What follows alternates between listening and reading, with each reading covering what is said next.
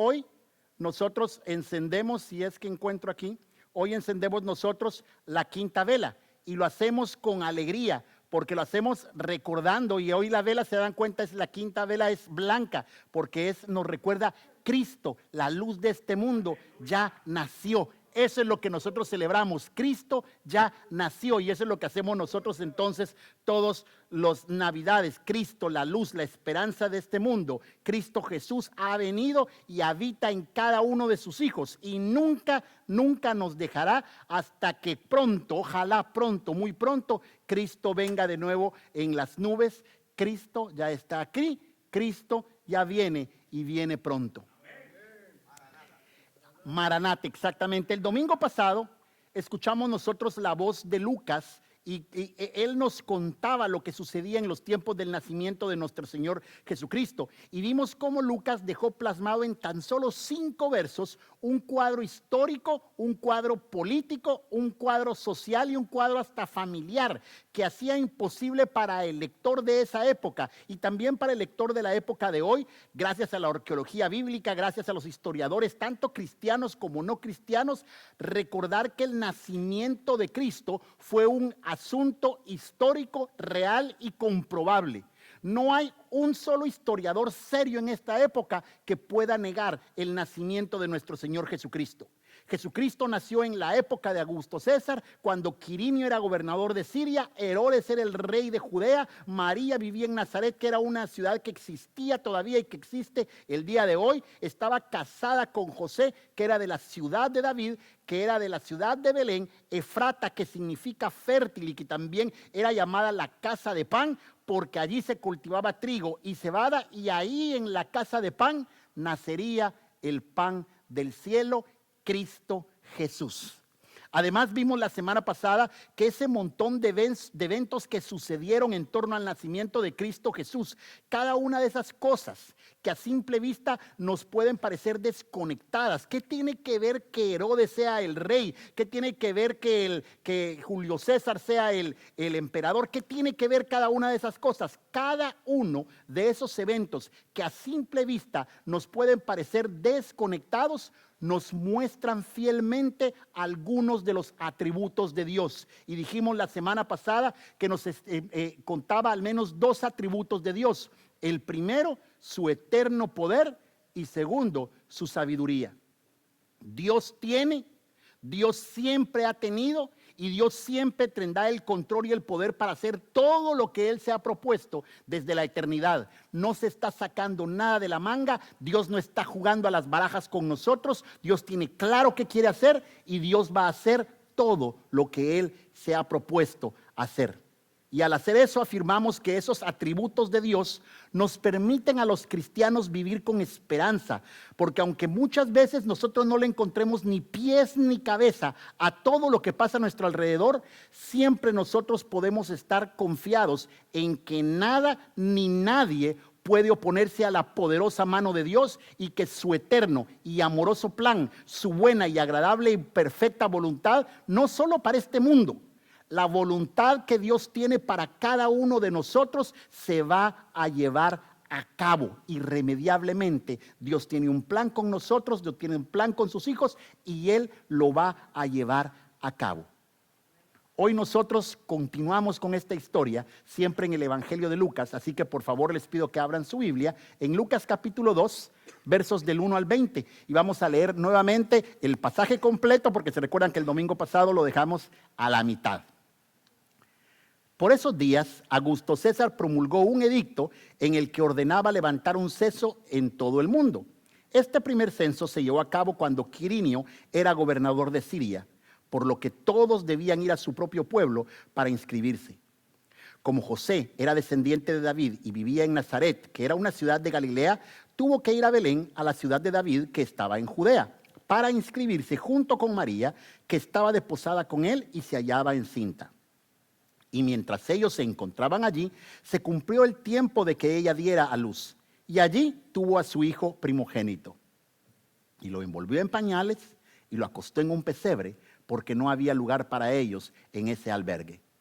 En esa misma región habían pastores que pasaban la noche en el campo cuidando a sus rebaños. Y allí un ángel del Señor se les apareció y el resplandor de la gloria del Señor los envolvió. Y ellos se llenaron de gran temor, pero el ángel les dijo: no teman, que les traigo una buena noticia que será para todo el pueblo motivo de mucha alegría. Hoy en la ciudad de David les ha nacido un Salvador, que es Cristo el Señor. Y esto les servirá de señal: hallarán al niño envuelto en pañales y acostado en un pesebre. En ese momento apareció junto con el ángel una multitud de las huestes celestiales que alababan a Dios y decían: gloria a Dios en las alturas, paz en la tierra a todos los que gozan de su favor. Y cuando los ángeles volvieron al cielo, los pastores se dijeron unos a otros: vayamos a Belén y veamos esto que ha sucedido y que el Señor nos ha dado a conocer. Así que fueron deprisa y hallaron a María y a José y al niño, y estaba acostado en el pesebre. Al ver al niño, contaron lo que se les había dicho acerca de él, y todos los que estaban escuchando quedaron asombrados de lo que decían los pastores. Pero María guardaba todo esto en su corazón, meditaba acerca de ello. Al volver, los pastores iban alabando y glorificando a Dios por todo lo que habían visto y oído, pues todo había sucedido tal y como se los habían dicho. Oremos. Gracias, Padre, te damos en esta noche en que estamos celebrando a Cristo Jesús. Como algunas personas entendemos, no sabemos ni siquiera si este es el día, pero seguro que esta es la celebración, este es el tiempo, este es lo que tenemos que cantar. Gracias a Dios, porque un día tú trajiste tu luz a este mundo que estaba sumido en tinieblas. Y gracias, porque tú estás aquí en medio de nosotros. Y es tu promesa, la del Espíritu Santo, a la que nos aferramos hoy en esta noche, para que al oír tu palabra, la entendamos, la grabemos en nuestra mente, la tengamos en nuestro corazón, y que al salir de este lugar vivamos por tu palabra. Yo también te ruego por mi Padre, para que al abrir mi boca pueda hablar con denuedo y valentía el misterio del Evangelio de Cristo Jesús, quien es nuestro Señor y nuestro Salvador. Amén y amén. La narración del nacimiento de Jesús es bastante sencilla. Si ustedes van a verlo y quieren hasta tomarse el tiempo, no dura más de 12 segundos. Dice así: y aconteció que estando ellos allí, se cumplieron los días de su alumbramiento, y dio a luz a su hijo primogénito, y lo envolvió en pañales, y lo acostó en un pesebre, porque no había para ellos lugar en el mesón. ¿Cuántos de ustedes han ido a traer algún familiar al aeropuerto? ¿Cuántos de ustedes han ido? Tú ya fuiste, ¿verdad? Hay un no sé qué, hay una especie de alegría de ir a traer a alguien al aeropuerto, y la persona que la van a traer también, ella se siente con alegría, y al salir ver a la familia, ver a los amigos, ver los letreros, ver los globos, ver las flores, y a veces hasta el perro recibiendo al que viene con alegría. Cuando yo vengo de viaje, yo soy un poco distinto. A mí no me gusta que me vayan a traer al aeropuerto.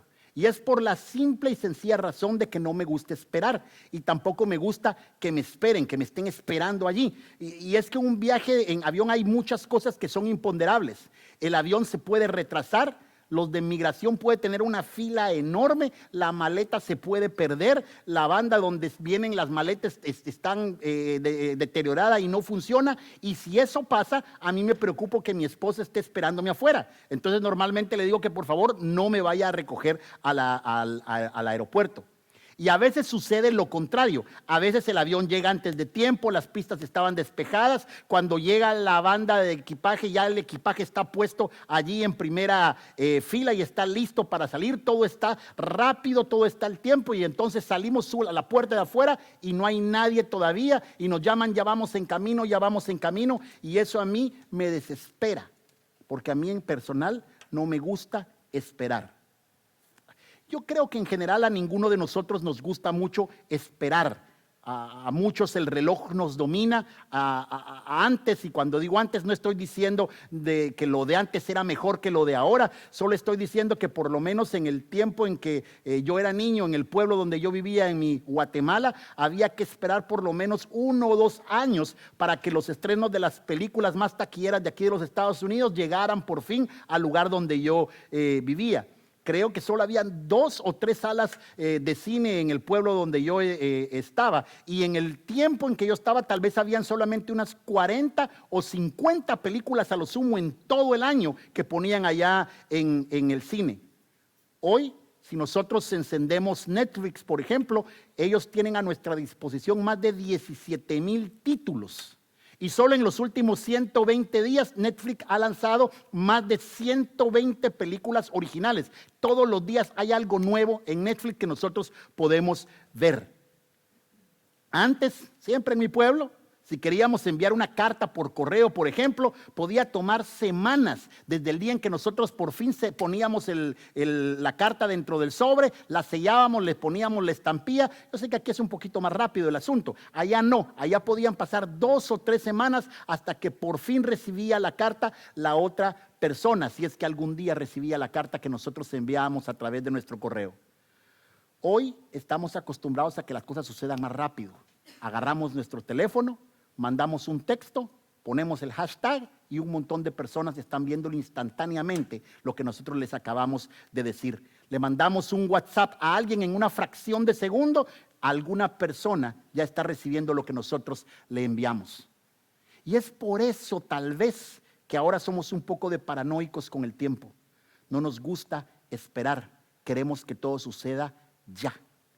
Sin embargo, la historia del nacimiento de Jesucristo nos enseña otra dimensión del tiempo, una dimensión que no se mide en segundos, que no se mide en minutos, que no se mide en horas. Es una dimensión que se mide de acuerdo a la pertinencia, de acuerdo al propósito de lo que está pasando.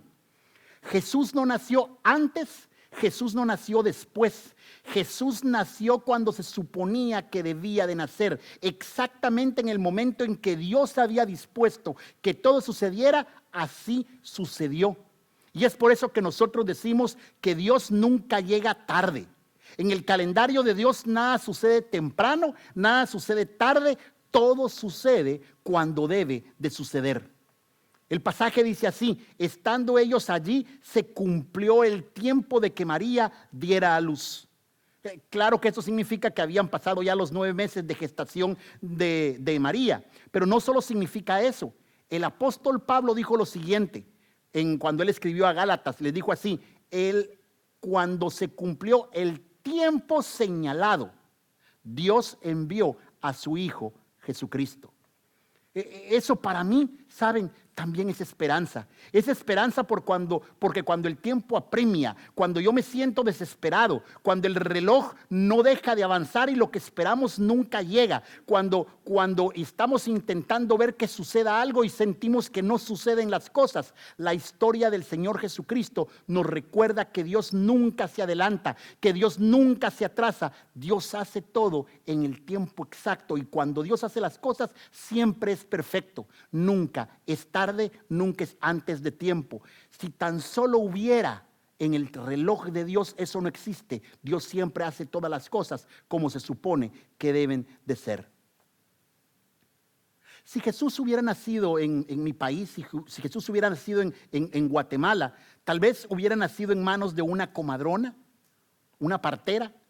Tal vez le hubieran cortado el ombligo y María lo hubiera guardado en una cajita, y al regresar a Nazaret lo hubiera enterrado atrás, en la parte de atrás de su jardín, atrás de su casa, para recordarle un día a su hijo que tal vez ahí es su casa y que debiera de poder regresar a ese lugar.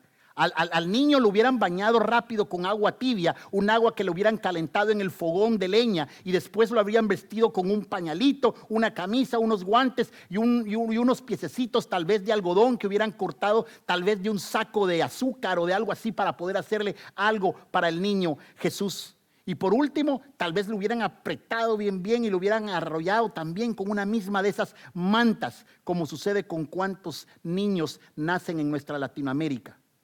Así fue el asunto de Jesucristo.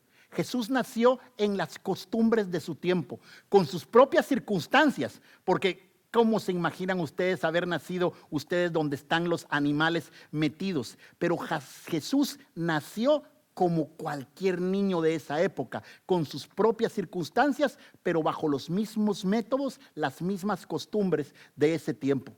Y fue así porque nació Jesús como cualquier niño. Jesús fue un niño 100% humano, 100% real. Cuando más tarde en Filipenses se dice que Dios se vació a sí mismo y se hizo hombre, está afirmando exactamente lo mismo. El Dios del universo se vació, se limitó, se humilló a sí mismo para nacer en la forma indefensa de un niño. Un niño al quien mientras nacía, mientras crecía, se le pusieron rojas las nalguitas por culpa de sus orines. A un niño que mientras crecía se ha de haber enfermado del estómago por haberse metido algo en la boca que no debió de haberse metido en la boca. Un niño que mientras jugaba en las polvorientas calles de Nazaret se ha de haber raspado las rodillas como nuestros hijos o como nuestros niños o como nosotros mismos nos raspamos las rodillas cuando éramos pequeños. Tuvo que aprender a sumar, tuvo que aprender a restar, tuvo que aprender a leer. Alguien se sentó con él y le enseñó cómo era este asunto de juntar las letras para poder leer el alafato hebreo, que es tan difícil. Lo aprendió a leer porque así era como le tocaba a cualquier niño de su época. Llegó el momento en que José lo agarró y lo puso a la par y le enseñó a hacer el oficio de la familia, porque Jesucristo fue un niño como los niños de su época.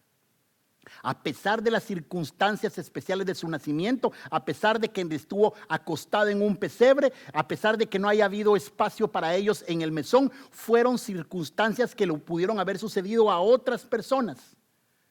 Me recuerdo en este momento a mi amigo Julio, que uno de sus hijos está cumpliendo años precisamente el día de hoy. Él no es médico, él no es nada que se le parezca, pero debido a sus propias circunstancias tuvo que atender el parto de su propia hija. Cuando iban en el carro manejando para otra ciudad, ya no aguantaba la esposa, tuvo que pararse y ahí en medio de la carretera atendió el parto de su propia hija. Jesucristo fue un niño que creció como cualquier niño de su época. Y eso para mí es esperanza, porque el Dios en que yo creo es un Dios que decidió hacerse solidario conmigo, solidario con todos nosotros. Dios no nos habla desde atrás de un escritorio o desde las nubes del cielo tratando de ordenar las cosas. No, Él no nos habla desde el trono celestial. Dios nos habla a través de su experiencia humana. Dios nos habla a través de Jesucristo. Desde el día en que Él nació como niño indefenso, su vida fue como la suya o su vida fue como la mía, porque Él experimentó la misma humanidad que usted y yo experimentamos a cada día. Jesús sabe lo que es sentir hambre. A Él le dolió el estomaguito cuando era un bebé y tuvo que gritar para que su mamá lo levantara un ratito y le diera de pecho. Jesús también experimentó lo que era sentir frío. Jesús sabe que llorar no solo es por hambre o por frío, sino que a veces se tiene que llorar por la muerte de familiar o de un amigo querido. Y en este momento me recuerdo, por ejemplo, de Lázaro, cuando Cristo a la frente de su tumba llora porque era su amigo. Jesús sabe lo que significa estar tan cansado al final de un día de trabajo tan agotador que se queda completamente dormido y ya no escucha ningún ruido de la casa. Y Él lo sabe. Porque me recuerda la historia, por ejemplo, cuando después de una jornada agotadora se sube a la barca y ni siquiera una tormenta lo puede despertar. Jesús ha experimentado lo mismo que usted y que yo hemos experimentado. ¿Por qué? Porque Jesús fue un humano como usted y como yo. Y es por eso que el escritor de Hebreos nos dice que en Cristo Jesús nosotros tenemos a alguien que se compadece de nosotros, porque nos comprende, porque Él tuvo que vivir lo que a ti y a mí nos toca vivir todos los días. Por eso es que el escritor de Hebreos concluye diciendo que cuando nosotros tengamos alguna necesidad, no debemos dudar en acercarnos con confianza al trono de Dios, porque Él nos va a ayudar, porque nos comprende, porque es bueno y porque nos ama. Así que para mí ver a Cristo Jesús naciendo en la cruz, en el pesebre, allá en Belén, es esperanza, porque sé que Él me comprende y que cuando yo estoy sufriendo, Él sabe de qué se trata eso también. El nacimiento de Jesús tuvo repercusiones universales. Tanto así que el calendario que nosotros manejamos y que maneja la mayoría de este planeta tiene un antes de Jesucristo y un después de Jesucristo. Sin embargo, la escena del nacimiento hasta este momento era de lo más mundano. El rey del universo tuvo que nacer en medio de animales y su primer reposo fue un pesebre que era utilizado para alimentar a los animales. Sin embargo, al llegar al verso 8 de Lucas, todo va a cambiar. Empezamos con el cambio de escenario. Lucas nos lleva de la cueva o del galpón donde estaba el pesebre que sostuvo al recién nacido Jesús, nos lleva a las afueras de Belén, a un paraje lleno de pastores donde hay un montón de ovejas y ahí están ellos cuidando en la oscuridad de la noche a las ovejas. Es en esa escena, en medio de la tremenda oscuridad, cuando un ángel rompe la oscuridad de la noche y da un anuncio de que Jesús había nacido. Y junto a él aparece un ejército de ángeles que rompieron el silencio de la noche y cantaban alabanzas a Dios y decían que habían buenas noticias para los hombres. La escena realmente, si ustedes la piensan, ha de sentirnos, ha de hacernos erizar la piel de cualquiera. Pero es bastante inusual, no solo por el escenario. ¿Quién anuncia el evento que transformó el universo por completo en la soledad del desierto de un pastizal de Belén? ¿Quién hace eso? Si es que Él va a cambiar la historia del mundo, ¿por qué no lo hizo en un lugar mucho más grande? ¿Por qué no lo hizo en la corte del rey Herodes? ¿O por qué no lo hizo en la mismísima Roma, enfrente de la corte de Augusto César? Pero no fue así. Dios escogió a un grupo de pastores que apacentaban los rebaños como los primeros receptores de la noticia de que Cristo había de nacer. Los pastores no eran una clase privilegiada en esa época. Los pastores eran despreciados. Eran personas que solían tener muy poca educación. Eran personas que eran pobres. Tenían fama de ser ladrones. Y según un historiador, un estudioso de la Biblia, William Hendrickson, dice que eran considerados tan poco fiables, es decir, eran tan mentirosos que no se podía confiar en ellos, que el testimonio de un pastor no era válido en una corte. Y ellos sabían que eran menospreciados. ¿O acaso usted no siente cuando entra a un lugar y alguien no quiere estar con usted? Usted entra a alguna sala, entra a algún lugar y usted no siente cuando alguien más se le ve como, ¿y este qué hace aquí? Y cuando alguien lo ve de menos a usted por mucho tiempo, ¿no será que empieza a sentirse usted mismo que no vale lo suficiente? Y cuando por mucho tiempo le repiten que usted no sirve ni para presentar un testimonio, ¿no será que usted empieza a sentirse como que vale un poco menos? Pero es precisamente a esas personas que eran consideradas malas, las peores de esa época, personas de poco valor, a la que Dios decide mostrar tremendo despliegue de su gloria. ¿Por qué Dios decide mostrarle la gloria a esos insignificantes pastores? Solo Dios sabe las razones al final de cuentas, pero seguro que tiene que ver con algo que ya el profeta Isaías había anunciado y que se convierte en el primer discurso también de nuestro Señor Jesucristo. El Espíritu del Señor está sobre mí, dijo Jesucristo, y me ha ungido para proclamar las buenas noticias a los pobres. Me ha enviado a proclamar libertad a los cautivos, a darle vista a los ciegos, a poner en libertad a los oprimidos y a proclamar el año de la buena voluntad del Señor. Jesús no vino a este mundo por aquellas personas que no necesitan de nadie. Jesús vino a este mundo por aquellas personas que creen, no vino a este mundo por aquellas personas que creen que en sus vidas todo está bien. Ustedes recuerdan que Mateo era un publicano y la semana pasada les contamos que un publicano era un cobrador de impuestos, otro despreciado de esa época, y por justas razones, porque muchos de ellos eran ladrones.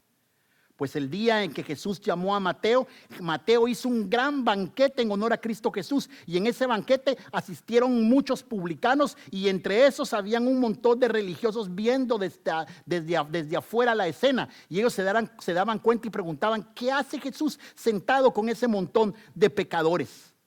Y en esa oportunidad le preguntaron a Jesús, esos maestros de la ley, y le dijeron, ¿por qué te sientas a la mesa con esos publicanos y con esos pecadores? Y Jesús le respondió, los que están sanos no necesitan de médico, sino los que están enfermos. Yo no he venido a llamar a los que se sienten justos, sino a los que se saben pecadores. ¿Saben? Para mí eso también es esperanza. Porque Dios no solo está cerca, sino que Dios sale al encuentro de cada uno de los que se saben pecadores, de los que se saben despreciados, de los que se saben necesitados de Dios. Dios sale adelante, se presenta delante de Él, de los que se presentan de Él con humildad. Eso para mí es esperanza, porque yo por mis propias pistolas, como dicen por allá, no podría pararme de enfrente de Dios. Yo sé que necesito de Dios, pero también entiendo en esa historia que yo que me siento necesitado de Dios, Dios está para mí. Eso es al final de cuentas lo que somos cada uno de nosotros. Espiritualmente somos quebrados, no tenemos nada para poder agradar a Dios. Nadie acá es suficientemente bueno para agradar a Dios y que Él diga: este es mi hijo, qué precioso, este hijo que yo tengo aquí enfrente. Nadie es así, todos somos llenos de faltas, todos tenemos errores y ninguno de nosotros podemos hacer nada para comprar el favor de Dios. Y así eran esos humildes pastores. Por eso es que en esos pastores estábamos cada uno de nosotros, cada uno de los que nos sentimos necesitados de Dios. La escena esa majestuosa también fue aterradora. Cuando ellos estaban allí, piensen por un segundo si usted es uno de esos pastores y de repente en medio de la oscuridad, sin ningún anuncio, sin nada por el estilo, se les aparece una figura de un ángel tremendo enfrente de ustedes. Nosotros tenemos la idea que los ángeles son esas cosas grandotas con forma humanas y con dos alitas en la espalda. Cuando ven a ver la descripción de la Biblia de lo que es un ángel, es aterradora la imagen de los ángeles. Pero en ese momento, cuando ese ángel se presenta enfrente de ellos y les empieza a hablar, además aparecen llenos de frente de los pastores una cantidad tremenda de ángeles y una luz los envuelve a todos ellos. Así que los ángeles tenían razón para sentirse aterrados en ese momento. Pero el ángel les dijo: no teman. Y en ese momento les da la razón y les dice: les traigo una buena noticia, que será para todo el pueblo de mucha alegría. Hoy en la ciudad de David ha nacido un Salvador, que es Cristo el Señor. Eso es lo que significa el Evangelio. Buenas noticias. Y las buenas noticias traerán mucha alegría. Y esas buenas noticias son para todo el pueblo, no solo para los ricos del pueblo, no solo para los hombres del pueblo, no solo para los pobres del pueblo, no solo para las mujeres del pueblo, sino que es para todo mundo. Y la noticia es esta: la promesa de que un redentor, de que un salvador vendría a este mundo, por fin se ha cumplido. Aquel que libraría al mundo de la condenación de sus propios pecados había nacido y estaba acostado, envuelto en un pequeño trapo de recién nacido, acostado en un pesebre. Sí, aquel Dios que había señalado siglos atrás, por fin había nacido. Él llevaría sobre sus hombros nuestros pecados, y por eso es el canto de los ángeles. Por eso es que aparece el cielo lleno de repente de un ejército de ángeles, y llenaron con sus voces esa noche para una alabanza para nuestro Dios. Sí, porque Dios es el verdadero centro de la alabanza. La verdadera alabanza, la gloria, lo debe recibir solo nuestro Dios. Es gloria a Dios porque la esperanza de este mundo ha nacido. Gloria a Dios porque Él ha venido a traer la paz. No esa paz que solo es ausencia de problemas, sino la paz que habla por completo la Biblia. Dios mismo morando en medio de nosotros. La Biblia dice una verdad. Y es que todos nosotros estábamos enemistados con Dios. El pecado que todos nosotros sin excepción hemos cometido, ninguno de esos se libra.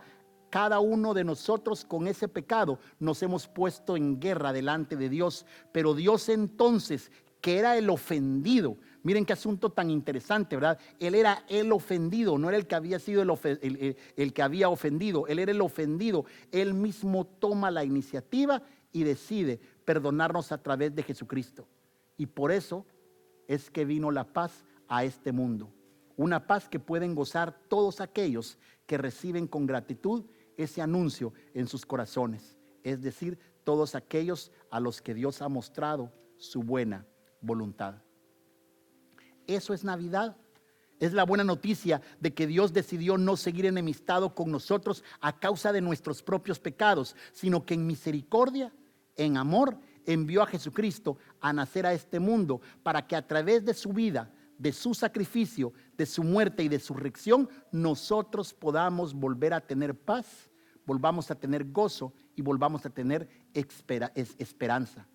De eso debe tratar la Navidad. Debe tratar de dar gracias, debe tratar de dar gloria a Dios, porque es Él quien hizo la paz con nosotros. Y al igual que con los ángeles, así nosotros debemos de celebrar la Navidad.